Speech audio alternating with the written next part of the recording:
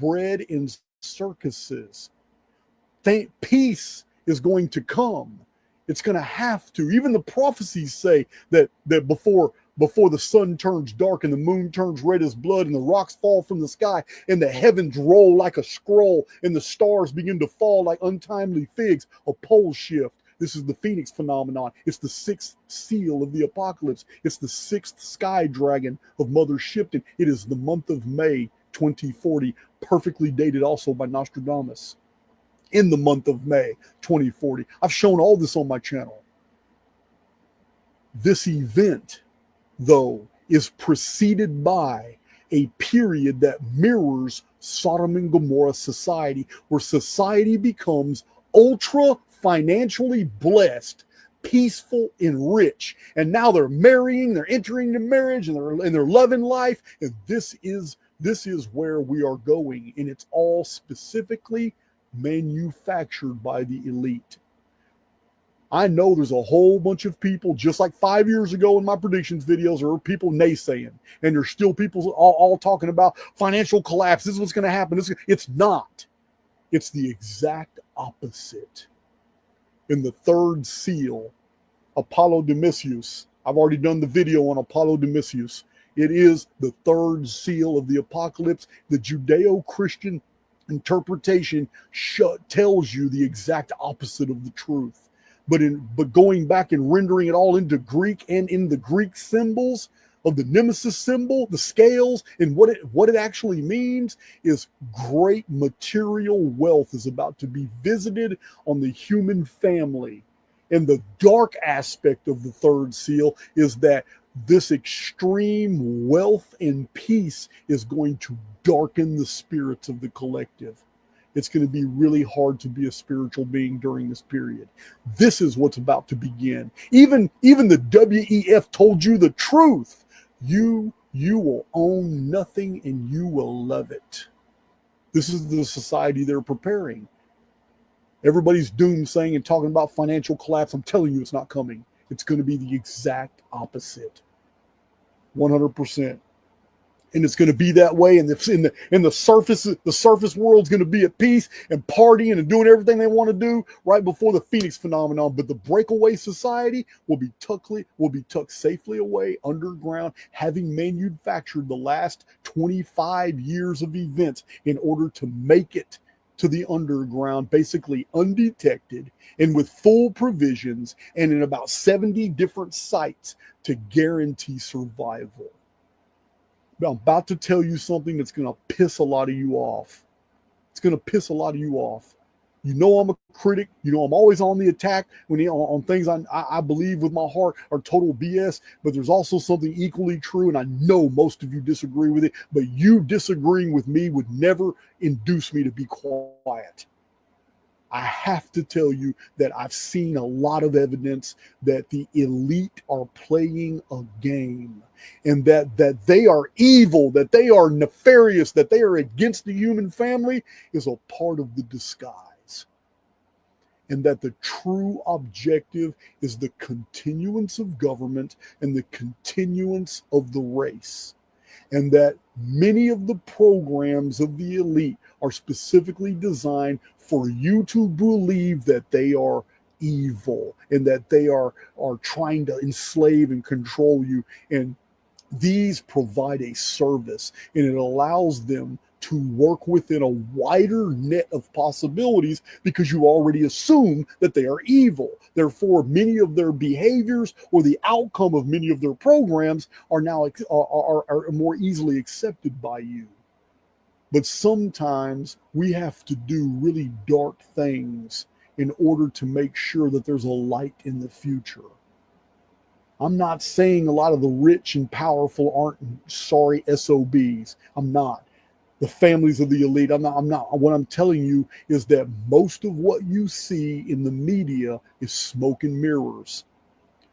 The CIA is a very real organization, but they don't do what you think they do.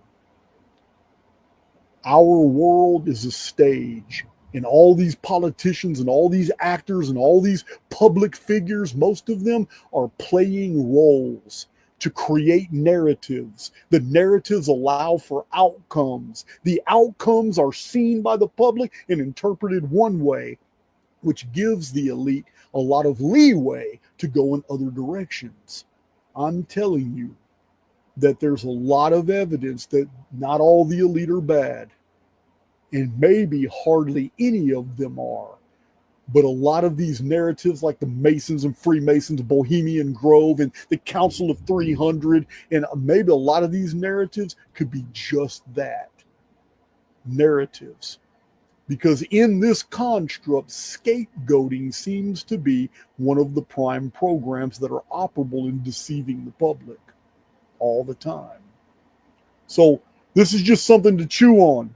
It's something to chew on. So I'm telling you now, there's a breakaway civilization. I'm also telling you now that, like I've told you in past presentations, when we talk about the elite, we're at least talking about three different groups. We're at least talking about three different groups.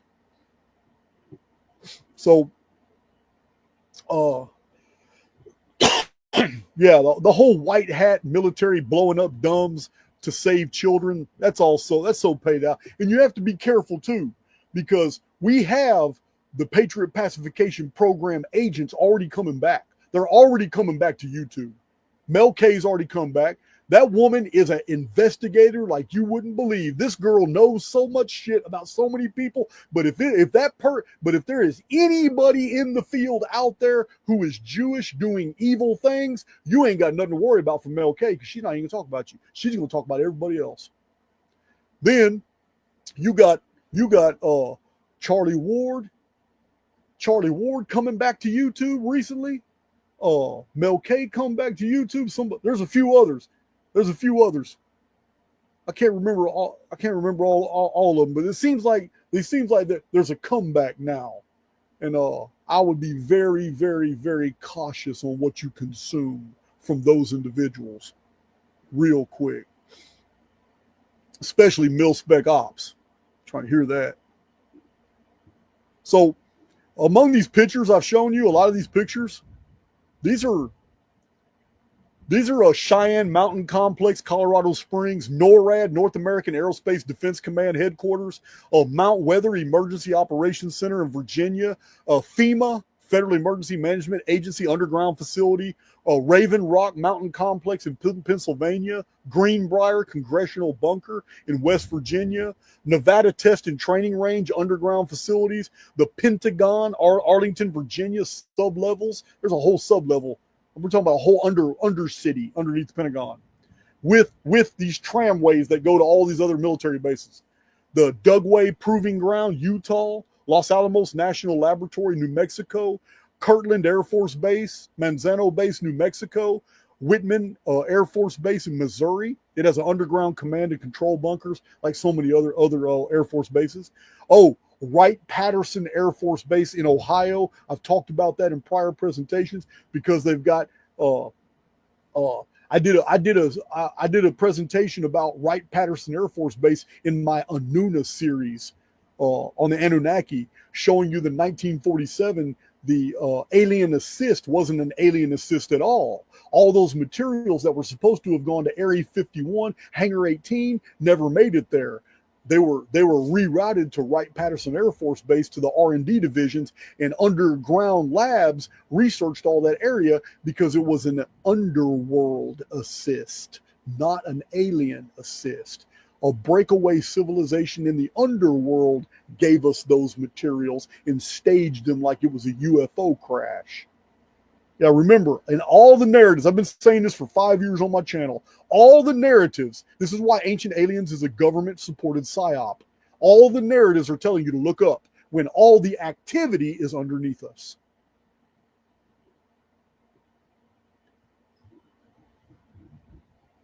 Yeah, man. The shit gets deep.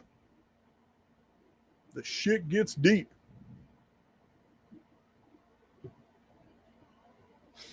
So, what would be an excellent way? What would be an excellent way to secure the debilitate? If you're going to go hide for 25 years in underground facilities because your scientists And because your AI programs have harvested all this data over 100-year period, and even the Archaix material, and you know for a fact in May of 2040, we're gonna go through a temporal pole shift, and everything's gonna stabilize, but not before the oceans slip their basins and do a bunch of damage.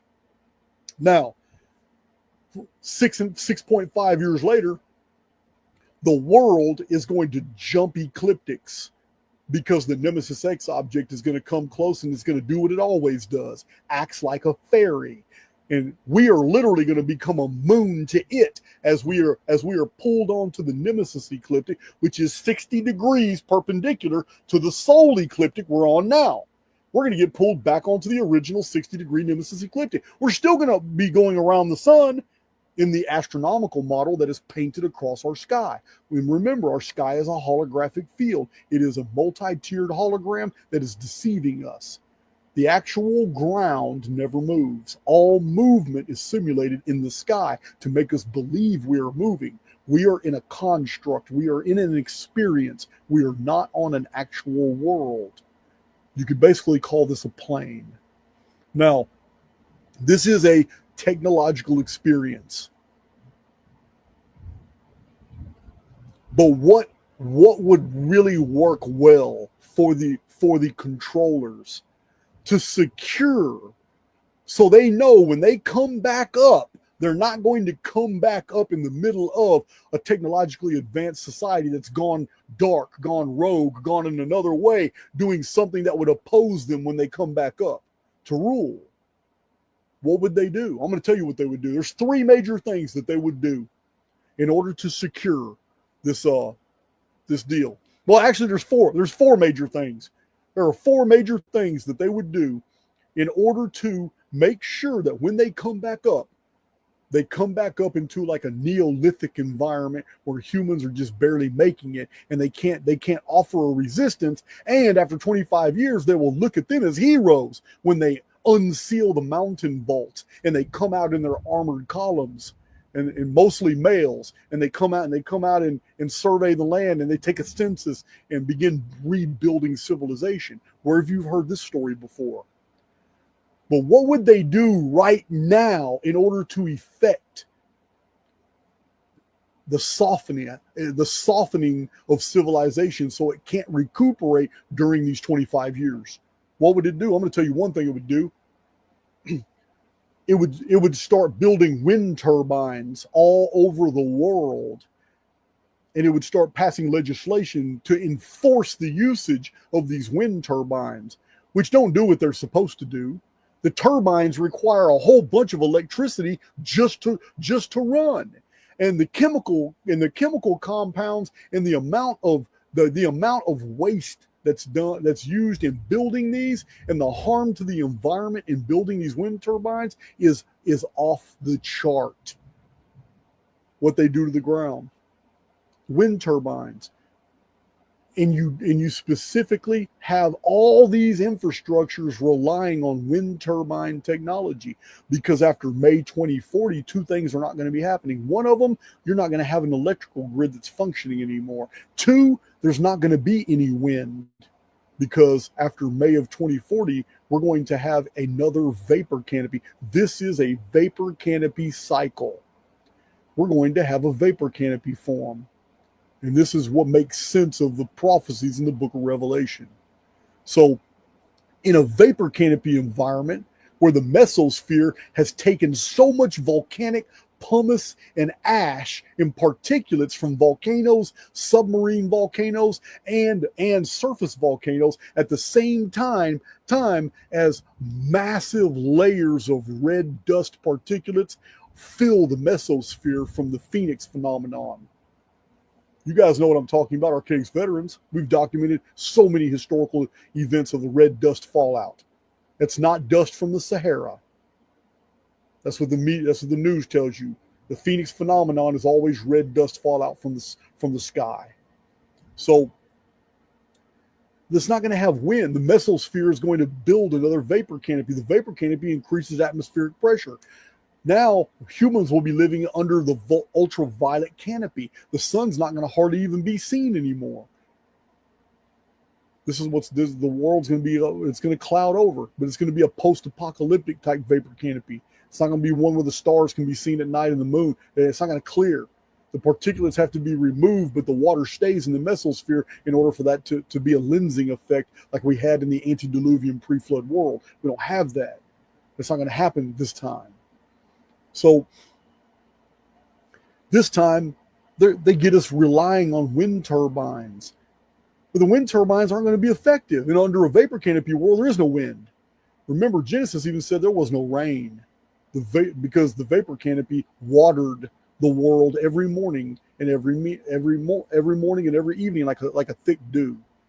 So they're also going to get us relying on electrical vehicles. Electrical vehicles, because after May of 2040, no electrical vehicles are going to work. There's nowhere to charge them. It's just not going to work. Also, they're going to get us relying on solar farms. Man, if you've traveled like I have all over the western United States, you will see so many solar farms. I've traveled by jet, and I have seen all these solar. Man, they cover like so many square miles. I can't calculate it, but there are areas of the United States that are just nothing but solar farms. These solar farms will be inoperable. All it takes is one hailstorm to knock the whole solar farm out anyway. So the destruction, the earthquakes, and the gravel fallout from the sky of the Phoenix phenomenon in May it's gonna destroy all that anyway. But they get us relying on it. The electrical power infrastructure grid, it's going to go offline with the earthquakes and the tsunamis. It's offline. All these things we rely on completely offline. But the one thing they demonize is what they're going to have preserved for themselves in the underworld. And that is gasoline and oil fuels. Because these underground facilities have refineries. They're able to make gas from oil. They're able to in the underworld, they're able to harvest natural gases. And all the oil's down there, it's unlimited supply. Just like fresh sweet water, unlimited supply down there. So all these things are a setup. They're all a setup. Wind turbines, solar farms, electric cars, and electric power grid is all a setup. While they're going to go down there and they're going to take those generators, because those gas generators and those nuclear generators are going to be giving them their power source. And another thing that they're going to do is they're going to introduce something into the human genome on the surface. I think they did that through the vaccination programs. They're going to introduce something that probably doesn't even trigger until there is some type of major atmospheric change. A change in environment always affects humans to the genetic level, especially at conception. As soon as a human is conceived, its genetic blueprint is designed optimally for whatever environment that human is born in. So if a human is born in a vapor canopy environment at conception, if the seed is conceived in the egg during vapor canopy conditions, then the genetic plan for that person's avatar is going to be unique to vapor canopy conditions. After the vapor canopy collapsed, people weren't titans no more. Now they were giants. So the giants had sons and daughters, but they were being born after the cataclysm. The vapor canopy had collapsed after the day the sky fell. Conditions were different. Now the burning disk was in the sky. Now there was less oxygen to breathe. Animals and plants were getting smaller and smaller, and so were humans. They completely changed. Same thing applies. So whatever was put into the blood of the